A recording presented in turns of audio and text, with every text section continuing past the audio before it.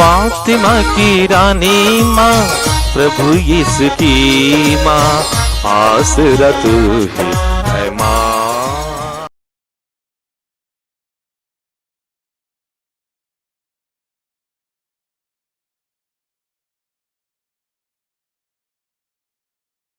पहला पाठ प्रज्ञा ग्रंथ अध्याय 3 पद संख्याएं 1 से 9 तक। धर्मियों की आत्माएं ईश्वर के हाथ में है, उन्हें कभी कोई कष्ट नहीं होगा। मूर्ख लोगों को लगा कि वे मर गए हैं। वे उनका संसार से उठ जाना घोर विपत्ति मानते थे और यह समझते थे कि हमारे बीच से चले जाने के बाद उनका सर्वनाश हो गया है। किंतु धर्मियों को शांति का निवास मिला है।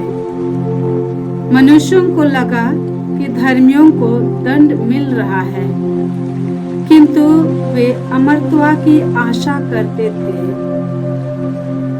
थोड़ा कष्ट सहने के बाद उन्हें महान पुरस्कार दिया जाएगा।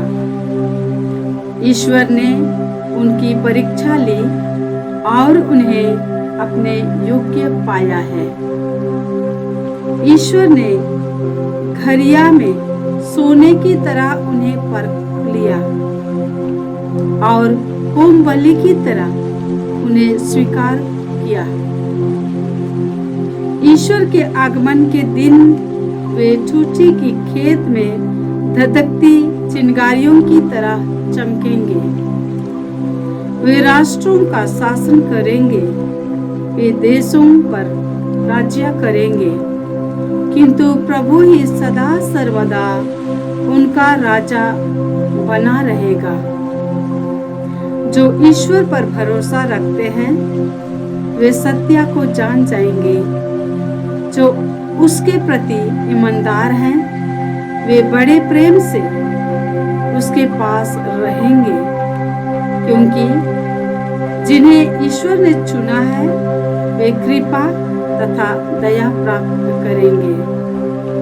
प्रभु की वाणी। ईश्वर को धन्यवाद। भजन अनुवाक्य।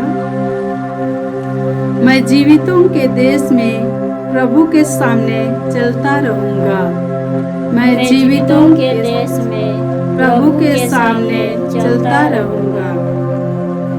प्रभु न्यायी और दयालु है। हमारा ईश्वर करुणामय है। प्रभु दरिद्रों की रक्षा करता है। मैं निसहाय बन गया था और उसने मुझे बचा लिया। अनुवाक्य। मैं जीवितों के देश में प्रभु के सामने चलता रहूंगा। मैं जीवितों के देश में प्रभु के सामने चलता रहूंगा। यद्यपि मैंने कहा मैं अत्यंत दुखी हूँ, तब भी मैंने भरोसा नहीं छोड़ दिया। मैंने संकट में पड़कर यह भी कहा था, कोई भी मनुष्य विश्वसनीय नहीं है। अनुवाक्य। मैं जीवितों के देश में प्रभु के सामने चलता रहूंगा। मैं जीवितों के देश में प्रभु के सामने चलता रहूंगा। अपने भक्तों की मृत्यु से प्रभु को भी दुख होता है। हे प्रभु, मैं तेरा सेवक हूँ, तेरा दासी हूँ। तूने मेरे बंधन खोल दिए। अनुवाक्य। मैं जीवितों के देश में प्रभु के सामने चलता रहूंगा। मैं जीवितों के देश में प्रभु के सामने चलता रहूंगा।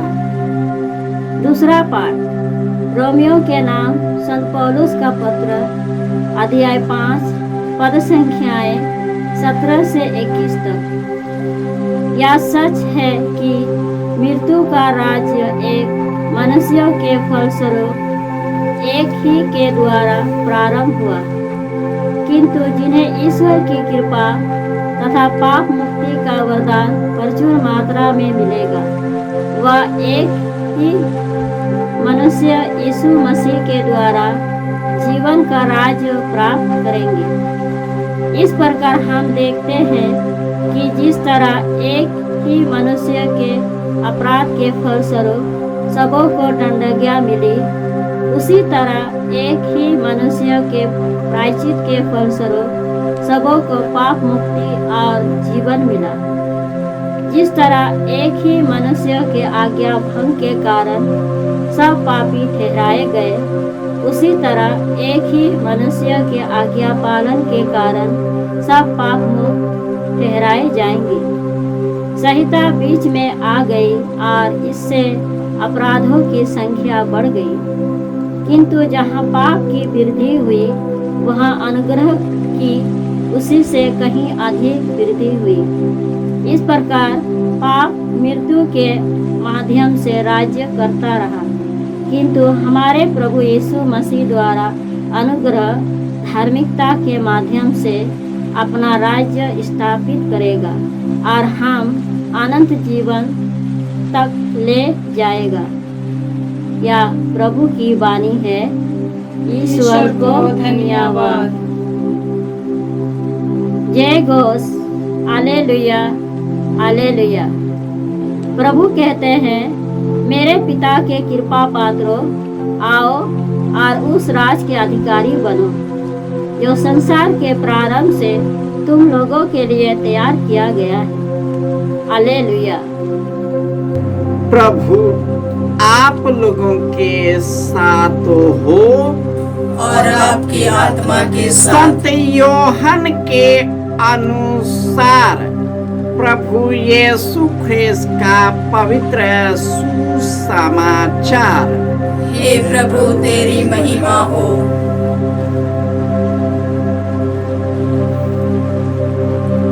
अध्याय 6 पद संख्याएं 37 से 40। पिता जिन्हें मुझे सौंप देता है वे सब मेरे पास आएंगे, और जो मेरे पास आता है मैं उसे कभी नहीं ठुकराऊंगा, क्योंकि मैं अपनी इच्छा से नहीं बल्कि जिसने मुझे भेजा है उसकी इच्छा पूरी करने के लिए स्वर्ग से उतरा हूँ। जिसने मुझे भेजा उसकी इच्छा यह है कि जिन्हें उसने मुझे सौंपा है मैं उनमें से एक का भी सर्वनाश न होने दूं, बल्कि उन सब को अंतिम दिन पुनर्जीवित कर दूं। मेरे पिता की इच्छा यह है कि जो पुत्र को पहचान कर उसमें विश्वास करता है उसे अनंत जीवन प्राप्त है। मैं उसे अंतिम दिन पुनर्जीवित कर दूंगा।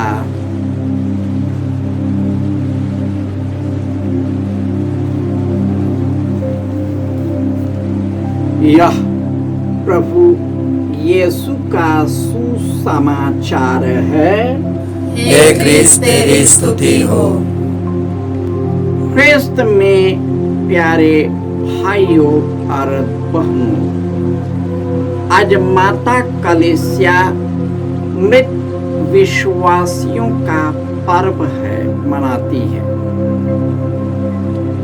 यह दिन स्मरण करता है कि हम इस दुनिया में कुछ समय के लिए तीर्थयात्री की तरह आते हैं और ईश्वर की इच्छा पूरी करने के बाद हम उसके पास लौट जाते हैं।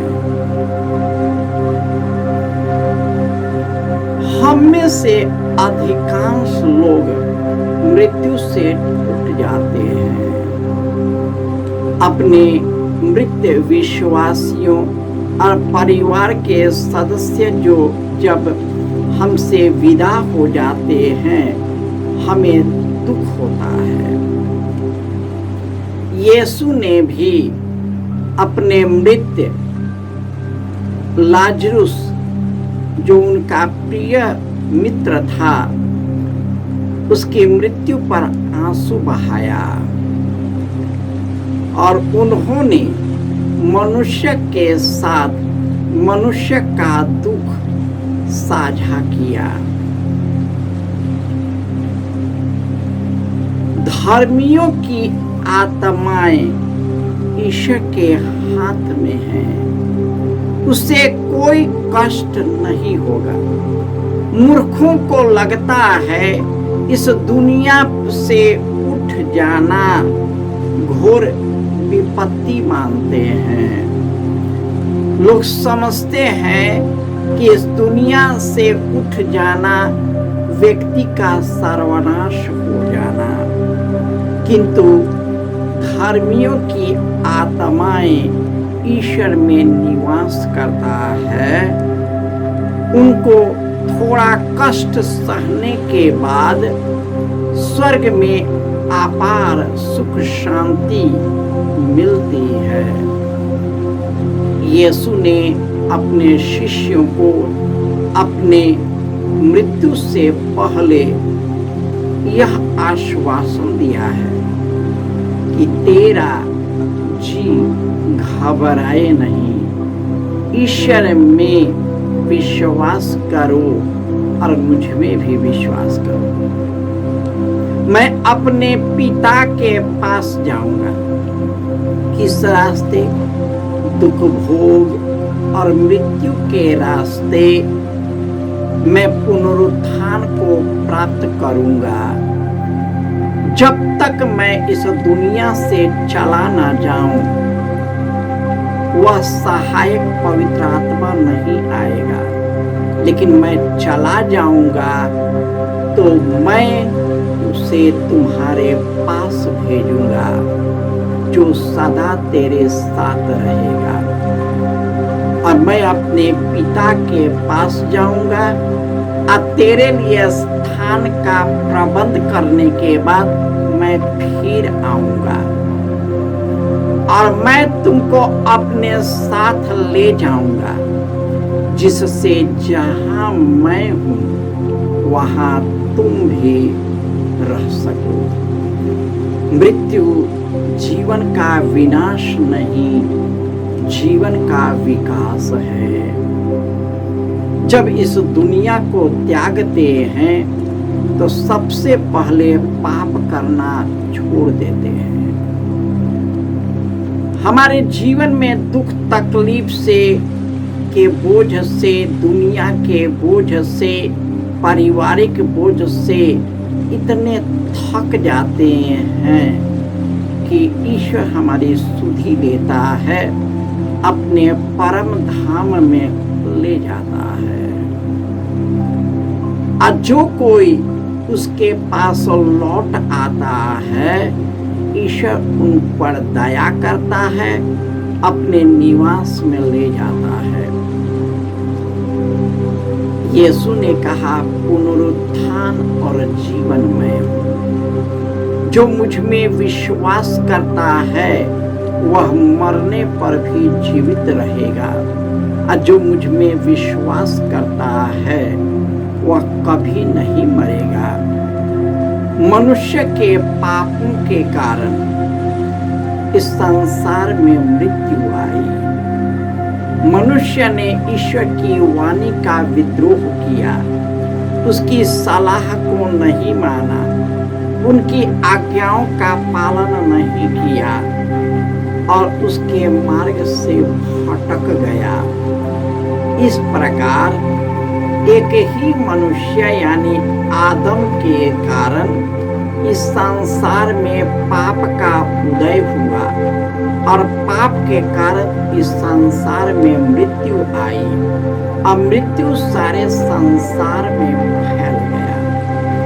परंतु प्रभु यीशु इस दुनिया में हमारे और आपके जैसे जन्म लिया, हमारे सब पापों को, हमारे सब कुकर्मों को, हमारे प्रलोभन को, छल कपट को, खून खराबा को, विद्रोही स्वभाव को, एक दूसरे पर आक्रमण करना, हावी होने की प्रवृत्ति को अपने ऊपर ले लिया और हमारा पाप यीशु में चला गया और यीशु ने उसे स्वीकार कर इस दुनिया के दुख को स्वीकार किया, मृत्यु को स्वीकार किया। जब यीशु क्रूस पर टंगे थे तो एक डाकू ने उससे निवेदन किया, प्रभु अपने धाम में मुझे याद कीजिएगा। और यीशु ने कहा, मैं आज ही तुमसे कहता हूँ, तुम मेरे साथ परलोक में होगे। ईश्वर किसी का विनाश नहीं होना देखना चाहता। वो चाहता है कि हर एक मनुष्य उनके साथ रहे और उसमें निवास करे। परंतु इस दुनिया की मोह माया में, स्वार्थ में, लालच में, इस दुनिया के चीजों में मनुष्य से इतने आसक्त होते हैं कि ईश्वर की कभी याद होती नहीं। याद होती है तो अपनी इच्छा पूरी करने के लिए, लेकिन ईश्वर की स्तुति और महिमा करने के लिए नहीं, उससे जुड़ करके उनकी कृपा पात्र बनने के लिए नहीं। यदि मैं ईश्वर से जुड़ूंगा तो मुझको उनके साथ केवल मेरे शारीरिक, मानसिक और आत्मिक संतुष्टि नहीं है। ईश्वर के साथ, ईश्वर में जीना और हर एक क्षण उनका अनुभव करना, वही स्वर्गीय उपस्थिति, ईश्वरीय उपस्थिति, प्रभु यीशु का गहरा प्रेम और पवित्र आत्मा की शक्ति हमें ईश्वर की ओर उन्मुख करता है।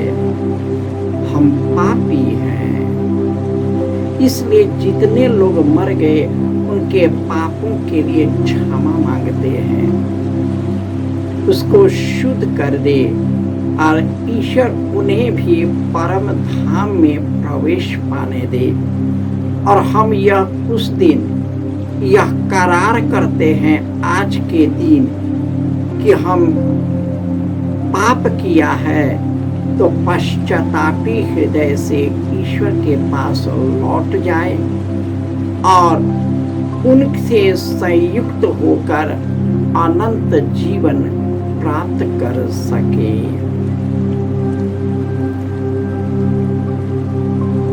जय यीशु।